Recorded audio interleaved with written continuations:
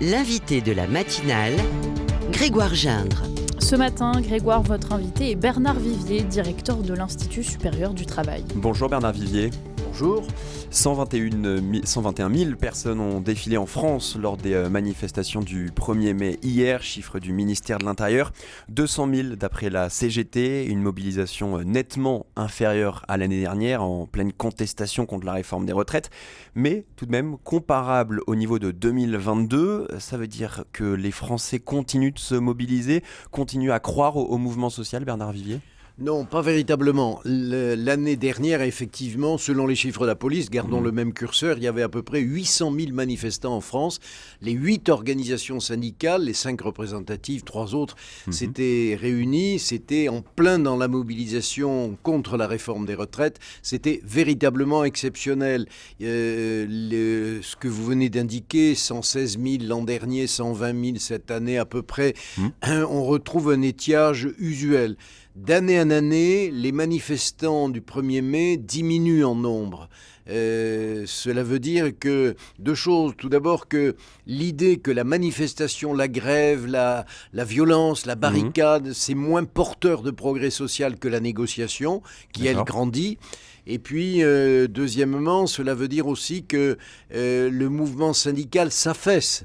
Les organisations syndicales, notamment auprès des générations montantes, on n'arrive plus à se mobiliser. Moins d'écho. La jeunesse se mobilise moins, en tout cas dans les organisations syndicales. Voilà, ça ne veut pas dire que les problèmes sociaux ont disparu, ça ne veut pas dire que le besoin de régulation sociale est parfaitement rempli autrement. Nous vivons aujourd'hui un affaissement de la représentation collective. Observons ce qui se passe sur le plan politique avec les élections européennes où les jeunes générations sont en train de déserter les urnes. On le voit dans les élections professionnelles en entreprise aussi, et de ce fait, les syndicats vivent le contre-coup. Ça veut dire quoi en termes de conséquences ? Ça veut dire une indifférence croissante de la jeunesse vers tout ce qui est système de la représentation, qu'elle soit politique ou syndicale. Et comme la nature a horreur du vide, ça peut se traduire, cette abstention, par des replis catégoriels, ça peut se traduire par l'attirance portée vers des positions extrêmes sur le plan politique ou même sur le plan syndical. Et puis, cela peut également laisser le terrain libre à des crispations brutales, soudaines.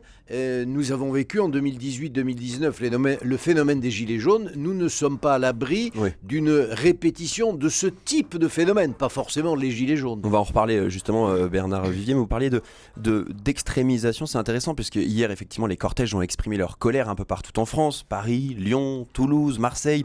Il y a eu des tensions, des dégradations aussi, des interpellations, 45 dans la capitale. On peut manifester sans casser aujourd'hui, c'est aussi un symbole de l'extrémisation de la société ? Hier, c'était tout à fait limité. C'était vraiment marginal. Il n'y a pas eu de phénomène de black blocs comme on a connu dans les années précédentes, en 2017, 18, 19, 20, où là, il y avait véritablement de la casse.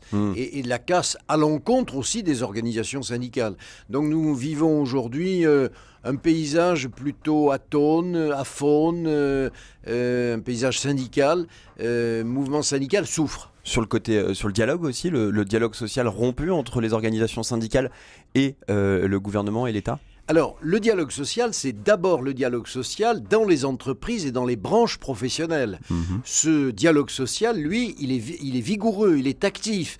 Chaque année, ce sont des milliers et des milliers d'accords qui sont signés dans les entreprises, pour ne pas dire des dizaines et même la centaine de milliers d'accords. Au niveau national, dans les branches professionnelles, profession par profession, c'est à peu près 1000 accords, un peu moins de 1000 accords qui sont signés. Et là, tous les jours, sans faire de bruit, mais on le sait, le bruit fait pas de bien, le bien fait du bruit. Le bruit ne fait pas de bien et le bien ne fait pas de bruit. Nous avons une construction de la vie sociale. Alors, la question du dialogue social entre gouvernement et corps intermédiaires, patronat et syndicats, ce dialogue social, il est à l'arrêt. La puissance publique s'approprie aujourd'hui la construction, la fabrication de la règle sociale. C'est dommageable parce que cela aspire vers le haut. La prise de décision, ça éloigne cette prise de décision des acteurs qui sont faits pour l'établir, cette règle. C'est vrai pour plusieurs thèmes, dont l'assurance chômage, on va en parler, mais c'est moins vrai pour d'autres corps de métier. Je pense aux agriculteurs qui ont été largement reçus par le gouvernement, par Gabriel Attal. On observe une différence de rapport de force chez les syndicats agricoles par rapport à d'autres syndicats, par exemple. Alors, nous avons vécu au début de l'année 2024, cette année, une effervescence, une émotion, une colère paysanne. Ne portons pas d'appréciation sur le bien fondé ou le mal fondé de ces... Mais observons la façon dont ça s'est passé. Avec des négociations qui se sont bien déroulées. Oui, mais avec une base syndicale, une base paysanne, une base agricole, qui n'avait pas toute la confiance vers ces organisations qu'elle accordait autrefois. La très puissante Fédération nationale des syndicats d'exploitants agricoles, la FNSEA, a été un peu déstabilisée. D'abord par des forces syndicales concurrentes, et puis aussi en interne. Et donc il y a eu un jeu, le mot jeu n'est pas désagréable, entre gouvernement et direction de la FNSEA pour reprendre en main la colère sociale. Maintenant, de tradition depuis de longues dizaines d'années, la FNSEA est une très puissante organisation qui occupe le terrain. C'est probablement une des plus belles organisations syndicales, une des plus belles réussites sur le plan syndical, plus que dans le monde salarié. Cette rupture du dialogue social avec d'autres corps de métier, il n'y a pas un risque aussi pour le gouvernement de ne plus donc discuter avec les partenaires sociaux et donc connaître un nouvel interlocuteur, celui des Français, celui de la foule, celui des Gilets jaunes par exemple en 2018 ? Oui, le risque il est là. Si la relation sociale est trop verticalisée, si les décisions sont prises à l'Élysée, à Matignon, au ministère de l'économie et des finances, qui est souvent le lieu à partir duquel les mots d'ordre gouvernementaux se prennent, parce qu'il y a des contraintes économiques, budgétaires, il ne faut pas les nier, mais si l'on étouffe le dialogue social entre patronat et syndicats, eh bien un jour, le pouvoir politique au plus haut sommet se retrouve confronté non pas au peuple, mais comme vous l'avez dit, à la foule. 8h18, nous sommes avec Bernard Vivier, directeur de l'Institut supérieur du travail. On parle ensemble de dialogue social dans les cortèges hier.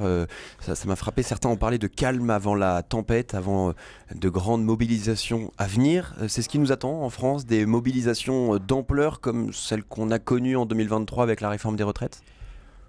Personne ne peut le dire. Nous avons aujourd'hui une certaine atonie sociale. Les réformes ne sont pas gérées par les acteurs, mais par le gouvernement. Nous avons à vivre des élections politiques européennes. Nous avons aussi à vivre les Jeux olympiques qui sont une source de tension pour les semaines à venir. Cela ne préfigure pas un automne difficile. On ne sait pas ce qui peut se produire. Simplement, retraçons bien les routes larges de la régulation sociale. Il est important que patronat et syndicats soient consistants, négocient, discutent, se confrontent aussi pour trouver les bons équilibres. Mais quand on voit l'échec des négociations entre le gouvernement et les partenaires sociaux sur les nouvelles règles, par exemple d'indemnisation du chômage, échec des négociations de pacte de la vie au travail, ça peut aussi... Il n'y a pas une certaine cocotte minute qui monte et qui pourrait exploser au bout d'un moment ? Si tout cela converge, patronat et syndicats dans les réformes récentes, notamment l'assurance chômage, n'ont pas fait preuve de grande hardiesse, de grande innovation. Il faut dire que ces acteurs ont été terriblement contraints. Ce n'est pas l'actuel gouvernement. Les gouvernements précédents étaient dans la même logique et disaient en substance aux partenaires sociaux, voilà, vous avez 2 mois, 3 mois pour négocier, voici ce vers quoi vous devez aboutir, et si vous n'aboutissez pas, moi, gouvernement, selon la formule consacrée, je prendrai ou nous prendrons nos responsabilités. C'est-à-dire en clair, dégage et c'est moi qui prends la place. Il est évident qu'avec un pistolet sur la tempe de ce type, même un pistolet à bouchon, on va pas très loin. Donc il y a une confiscation du dialogue social par aspiration vers le haut, et tout ceci est très dommageable. Il n'empêche que des syndicats font monter la pression à quelques mois des Jeux cet été. Ils menacent de bloquer le pays. Un appel, on l'a su ce matin, à la grève lancé à la SNCF pour le 21 mai. Les cheminots entendent faire pression sur la direction avant les négociations prévues sur les primes JO. plus largement, peut-on parler aujourd'hui d'effet JO sur le dialogue social ? Oui, d'une certaine façon, ce sera évidemment par définition limité. Début septembre, on n'en parlera plus. Mais on utilise beaucoup le mot chantage. C'est un petit peu ce qu'on ressent. Oui. Préférons, si vous le voulez bien, le mot irresponsabilité ou manque de responsabilité. Une organisation syndicale, elle a des droits, elle a des devoirs.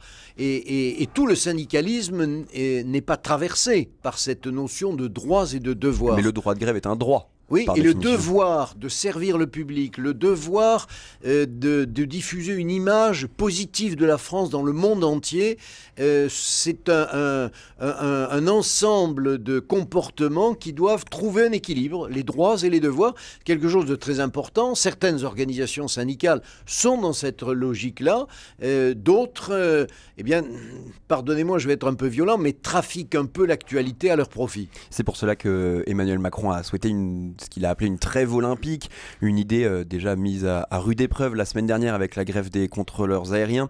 Le chef de l'État, vous l'avez dit, appelle à la responsabilité des syndicats. La trêve olympique, cette idée de trêve olympique pendant la quinzaine, est-ce que ça sera suffisant selon vous ?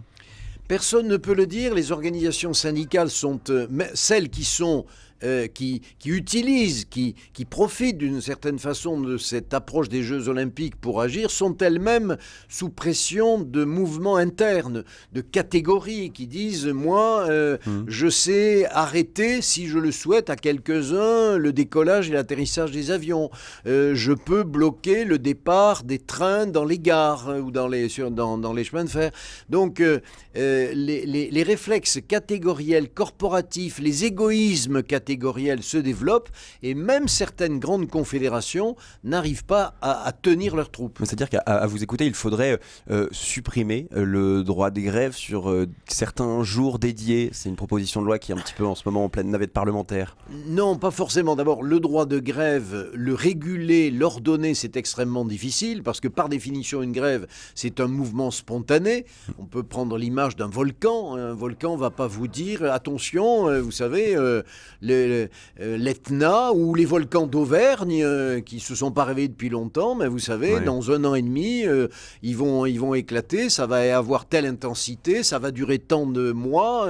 Non, une grève, c'est un phénomène violent, brutal, spontané. Il faut que ça sorte, comme on dit parfois, de façon familière. Mais oui, si le droit de grève est un droit inscrit dans la Constitution, qui remonte d'ailleurs très ancien, il remonte à 1864, les textes disent que ce droit s'exerce dans le cadre des lois qui le réglementent. Donc, constatons-le, les lois pour réglementer le droit de grève sont impraticables, mais ce que vous indiquez, qui était une disposition, un projet du Sénat, inspiré de ce qui se passe dans d'autres pays, notamment en Italie, pourrait être une bonne formule pour permettre à certains jours de l'année, correspondant en gros au grand départ, au grand mouvement de transport, à avoir un service minimum garanti. Merci beaucoup Bernard Vivier. Je rappelle que vous êtes directeur de l'Institut supérieur du travail pour d'avoir analysé, décrypté l'état du dialogue social en France. C'est à réentendre sur notre site internet rcf.fr.